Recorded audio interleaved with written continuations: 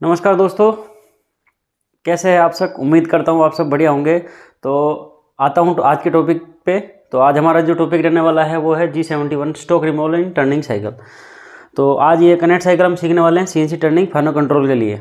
Okay, siemens control में ये cycle नहीं चलती है या कोई अदर दूसरा जो है। तो सबसे पहले हम जब ड्राइंग पे जाते हैं तो हमारे को मान लो कुछ इस तरह का कंपोनेंट तैयार करना है। तो इसके लिए हमें मान लो हमें एक ये ब्लॉक दे दिया गया कि आप हमें ये पार्ट बना के दे दो।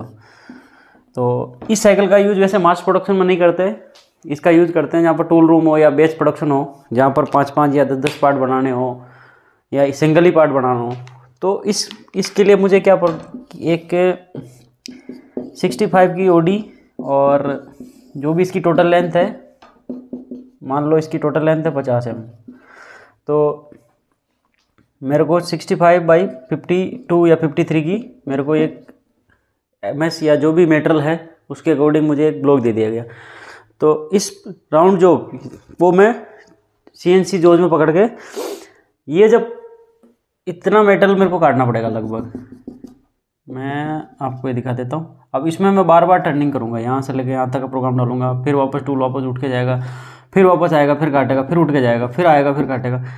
तो इस तरह जब हम प्रोग्राम बनाएंगे तो हमारा जो प्रोग्राम है वो कम से कम एक कट मारने में ही हमें, जैसे मान लो मैं एग्जांपल ले लूँ, G0 सबसे पहले 64 पे काटेंगे हम। जेड में 2mm हमारा टूल है, ऊपर जो भी हेड है वो मैं आपको पहले ही समझा चुका हूँ। तो G64 यहाँ पर आए, उसके बाद G0 में इसमें जेड माइनस जो भी है, मान लो यहाँ तक हम कैलकुलेट करना पड़ेगा कि कितनी mm जेड में। एग्जाम्पल के लिए मान लो मैं 29 ही काट रहा हूँ यहाँ पर, ठीक है, फीड के साथ काट दिया। अब टूल वापस G0 में X उठ के वापस ऊपर जाएगा, 64 है तो 65 थोड़ा है ऊपर लेके जेड में वापस 2 पे चले गए, फिर वापस यहाँ से G01। तो ये 3 लाइन का एक ब्लॉक, 3 लाइन में एक बार एक कट लगेगा। अब आप सोचो 60 के डाई से 35 के डाई पाऊँगा, तो लगभग 0.5 के डेप्थो कट से भी मेरे को 25 कट मारने पड़े, 25 या 75 लाइन बन गई प्रोग्राम की। तो ये लंबी लाइन की प्रोग्राम है, काफ़ी ज़्यादा लेंथी हो जाएगा हमारा प्रोग्राम। तो इस प्रोग्राम को शॉर्ट करने के लिए कुछ ऐसा तरीका जिससे कि हमारा प्रोग्राम छोटा हो जाए और हमारा काम वैसा ही हो, चाहे भले थोड़ा वो 2-5 मिनट साइकिल टाइम इंक्रीज हो जाता है इसमें। तो इसका एक फॉर्मेट बना रखा है जिसे बोलते हैं कनेक्ट साइकिल। तो आज हम उसी को पढ़ने वाले हैं। तो सबसे पहले हम, ये तो हमारा प्रोग्राम का हेडर है, इसी जॉब के लिए बनाएंगे। तो इस जॉब के लिए सबसे पहले हम क्या कर लेते हैं, एक बार इसकी जो मेन फाइनल हमें क्या आउटपुट क्या चाहिए वो प्रोफाइल हम बना लेते हैं।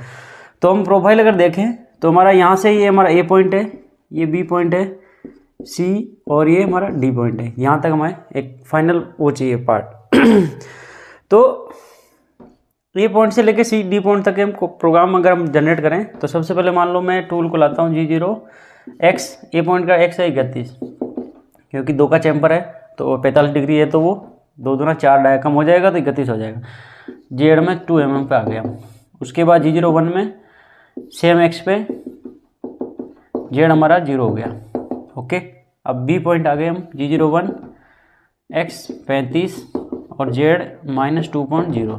ओके, उसके बाद फिर G01 यहाँ C पॉइंट पे आ जाएंगे। तो X तो यहाँ पर सेम ही रहने वाला 35 और जेड माइनस क्या हो जाएगा, दिया हुआ है 20 mm, तो -20 आ गए। उसके बाद हम C से D पॉइंट में टेपर में जाएंगे। तो फिर G01 X डाया कितना है 60, ये 60 हो गया, और जेड माइनस कितना आ गया, दे रखा है 30, तो -30 चले जाएंगे। ये एक हमें फाइनल प्रोफाइल बन चुकी है हमारी। तो अब इसी को हम इस साइकिल में समझेंगे। तो सबसे पहले वो आपको समझ में आ गया होगा कि मैंने कैसे कोऑर्डिनेट निकाला है, तो वो बहुत काम आने वाला है, वो हमारे को एक फाइनल प्रोफाइल है। तो सबसे पहले हम, ये तो हमारा प्रोग्राम का हेडर है, सेम पोजीशन पर हमने टूल को रोक दिया। एक बार दोबारा फिर से मोटा मोटा समझ लेते हैं। ये प्रोग्राम नंबर है, ये सीक्वेंस नंबर है, ये मैंने कुछ भी नाम दे दिया। प्रोग्राम मास प्रोडक्शन में प्रोग्राम को जल्दी से ढूंढने के लिए, मान लो लंबा प्रोग्राम है, 10 सीक्वेंस नंबर है, 10 टूल चल रहे हैं, तो ढूंढने में टाइम लग जाएगा, तो इससे आसानी रहती है। उसके बाद मशीन को रेफरेंस किया, टूल नंबर है, ये ऑफसेट नंबर है। G50 से आपके spindle RPM 2000 maximum spindle RPM हो गई, 2000 RPM ज़्यादा नहीं घूमेगा, ये डायरेक्शन हो गई। G96 कांस्टेंट कटिंग स्पीड हो गई, और कितनी हो गई, VC हमारी इसमें कितनी हो गई, 200 फिक्स हो गई। तो इस VC के हिसाब से RPM चेंज होते रहेंगे। अब G0 ये हमारी सेव पोजीशन है, X 61 और 2.0। तो जैसे हमारा कि यहाँ 65 की रोड है तो हम यहाँ पर डाल सकते हैं 66, ये हमारी सेम पोजीशन हो जाएगी और जेड में 2 में ऊपर। अब 66 से वो डेप्थ तो कट लेना स्टार्ट करेगा। तो अब यहाँ से मान लो यहाँ टूल आके यहाँ खड़ा हो गया, ये टूल हमारा यहाँ खड़ा हो गया। अब यहाँ से डेप्थ तो कट लेगा, काटेगा, फिर वापस रिट्रैक्ट करेगा। तो ये जो डेप्थ तो कट है ये हमें देना है यू में। तो यहाँ पर ये यू का मतलब है डेप्थ ऑफ कट, ठीक है। आर हमारा हो गया वापस रिट्रैक्शन, कि हमारा एक बार टूल डेप्थ तो कट लिया, एक्स इसमें जेड डायरेक्शन में इसकी जितनी भी लेंथ है उतना काटा, वो कैलकुलेट अपना आप कर लेगा, वो कंप्यूटर है इसलिए हमें करने की जरूरत नहीं है। और उसके बाद ये रिट्रैक्शन करके वापस जब जाएगा तो ये कितना रिट्रैक्शन करवाना है, तो ये 0.25 से लेकर 0.5 AKM। आईडी कंडीशन में थोड़ा ज़्यादा डालते हैं। यू और आर दोनों समझ में आ गए। अब सेकंड लाइन में आते हैं। सेकंड लाइन में हमारा पी हो गया हमारा sequence number of first block. अब ब्लॉक क्या होता है, तो ब्लॉक प्रोग्राम का एक पूरा इसको ब्लॉक बोलते हैं, एक लाइन को पूरे को ब्लॉक बोलते हैं, कोई सा भी ब्लॉक। ये सब अलग अलग ब्लॉक है, एक ये ब्लॉक हो गया, सब अलग अलग ब्लॉक है। तो फर्स्ट ब्लॉक मतलब इसके स्टार्टिंग पोजीशन में, तो ये रहा फर्स्ट ब्लॉक, इसका सीक्वेंस नंबर यहाँ पर हम डाल देंगे। ये मैं आगे समझाता हूँ, अभी आपको समझ में आ जाएगा पूरा। और सेकंड होता है sequence number of last block. तो इस क्यू में हम लास्ट में डाल देंगे लास्ट ब्लॉक। और अब आते हैं यू, नीचे वाली लाइन का सेकंड वाला जो यू होता है वो होता है फिनिशिंग अलाउंस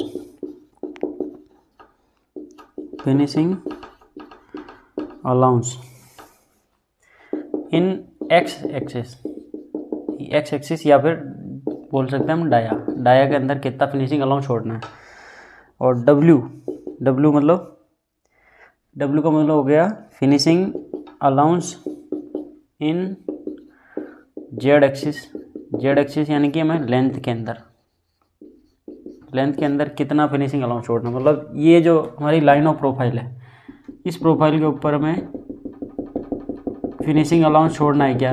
अब ये फिनिशिंग अलाउंस क्यों छोड़ते हैं, क्योंकि हमारा रफिंग का टूल अलग होता है और फिनिशिंग का अलग होता है। क्योंकि हमारा टूल वियर होता है, अगर हम एक ही टूल से बनाएंगे तो क्या होगा, वो टूल रफिंग में वियर हो जाएगा, हर बार साइज़ वेरी करेगी। और सीएनसी का मतलब क्या है, हर बार हमारा एक्यूरेट पार्ट बने। तो इस सीएनसी में क्या होता है, रफिंग टूल पहले हम रफिंग करेंगे, फिनिशिंग के लिए अलग टूल आएगा। तो अलग टूल आएगा तो उसके लिए कुछ मेटल भी तो छूटना चाहिए, नहीं तो फिनिशिंग कैसे आएगी बताओ। तो ये फिनिशिंग अलाउंस हो गया। और एफ हमारा यहाँ होता है फीड, तो ये फीड हम डाल देंगे इसमें। तो अब आते हैं मेन, इसमें हम वैल्यू पुट करते हैं। तो सबसे पहले ये चीज़ आपको समझ में आ गया होगा, आप इसका स्क्रीनशॉट लेके नोट कर लेना। मैं आपको सीएनसी के बारे में पूरा समझाने वाला हूँ, तो आप मेरी हर एक चीज़ का नोट्स बना लीजिए, ठीक है ना। तो अब मैं इसको यहाँ वैल्यू पुट कर रहा हूँ। तो यहाँ पर यू का मतलब डेप्थ ऑफ कट, तो डेप्थ ऑफ कट एग्जांपल मैंने यहाँ पर 1 m का डेप्थ ऑफ कट ले लिया, तो यू 1 हो गया। आर मैंने 0.5 का रिट्रैक्शन डाल दिया, 1 m काटेगा और रिट्रैक्ट कर जाएगा। ये U1 है, इसका मतलब 1 m डेप्थ ऑफ कट है, तो डेप्थ ऑफ कट का डबल होता है। 1 m का डेप्थ ऑफ कट दूंगा तो 2 m का डाया काट देगा। तो जैसे मान लो 66 पे खड़ा, तो सबसे पहले कहाँ आएगा, वो 64 पे आके काट देगा। उसके बाद वो 62 पे आएगा, फिर 60 पे आएगा, फिर 58 पे आएगा, ऐसे करके वो 35 तक पहुँच जाएगा और जेड में काटता रहेगा। पी सीक्वेंस नंबर है, ये हम सीक्वेंस नंबर अपनी मर्जी से कुछ भी बना सकते हैं, लेकिन सेम नहीं होना चाहिए। जैसे मान लो एक प्रोग्राम में 10 सीक्वेंस नंबर है, अलग अलग टूल 10 टूल आ रहे हैं, तो 10 टूलों का यहाँ पर जो हम सीक्वेंस नंबर डालते हैं N1 N10 N2 N3 N4 5 6 10, तो इसमें सीक्वेंस नंबर जैसे मान लो 71 साइकिल हमने यहाँ भी लगाई, मान लो आईडी जो मेरे को रफ काटनी थी उसमें भी मैंने 71 ही लगाई, तो वहाँ पर भी सीक्वेंस नंबर अलग होना चाहिए। अगर सेम डाल दिया तो फिर मशीन कंफ्यूज हो जाएगी कौन सा सीक्वेंस नंबर है, फिर एक्सीडेंट हो जाने के चांसेस है पूरे। तो यहाँ पर सीक्वेंस नंबर हम वो डालेंगे जो उस प्रोग्राम में नहीं हो। जैसे मान लो ये प्रोग्राम नंबर 1 है, तो 1 नंबर प्रोग्राम में सीक्वेंस नंबर 100 और ये 200 मैंने डाल दिए, तो ये 200 और 200 किसी और सीक्वेंस नंबर में नहीं होना चाहिए। N1 में है तो N4 में नहीं होना चाहिए, N5 में भी नहीं होना चाहिए, कहीं भी नहीं होना चाहिए। मतलब अब N100 और 200 ये मैंने डाल दिया। फिनिशिंग के लिए हम 0.3 एक्स में और 50 माइक्रोन या 0.1 के लगभग, और इसमें फीड डाल देंगे हम 0.2। रफिंग फीड है तो 0.5 जैसे भी हो, वो डिपेंड करता है मेटल की कितनी हार्डनेस है। अब इसमें हम आगे बढ़ते हैं। तो सबसे पहले हम अब जब सीक्वेंस नंबर हमने दे दिया है तो सीक्वेंस नंबर के हिसाब से हम प्रोग्राम बनाएंगे। ये 100 और 200 का पता कैसे चलेगा मशीन को भी क्या प्रोफाइल है। तो सबसे पहले हम यहाँ डाल देंगे N100 जस्ट इसके नीचे ही, और उसके बाद डालेंगे G0X। अब वो जो प्रोफाइल मैंने बनाई ना वो मैं यहाँ लिख रहा हूँ 31.0 Z2.0। ये क्या है, स्टार्टिंग पोजीशन हो गई। अब इसके बाद आप चाहो तो सीक्वेंस नंबर डालो, 101 भी डाल सकता हूँ, और नहीं भी डालोगे तो कोई दिक्कत नहीं। बस मशीन को क्या चाहिए, स्टार्टिंग पोजीशन और एंड पोजीशन चाहिए, सीक्वेंस नंबर चाहिए सॉरी। तो अब इसके बाद G01 सेम इसमें आ जाएगा हमारा Z0 पर आ गया। उसके बाद G01 X35 Z-2 ये आ गया। उसके बाद फिर G01 X तो 35 रहने वाला है, और Z- के क्या हो गया 20। ओके, इसके बाद हमारा लास्ट ब्लॉक आ जाएगा। तो लास्ट ब्लॉक में क्या है हमारा G01 X 60 और Z-30। और यहाँ पर हम डाल देंगे, अब यहाँ पर जो सीक्वेंस नंबर है या बीच में आपने कुछ भी डाला हो, ये यहाँ पर 200 ही आएगा, तो मशीन को पता लग जाएगा भाई ये लास्ट सीक्वेंस नंबर है। तो यहाँ से यहाँ तक जो भी प्रोफाइल होगी उसको वो टर्निंग कर देगी। ओके, तो उम्मीद करता हूँ आपको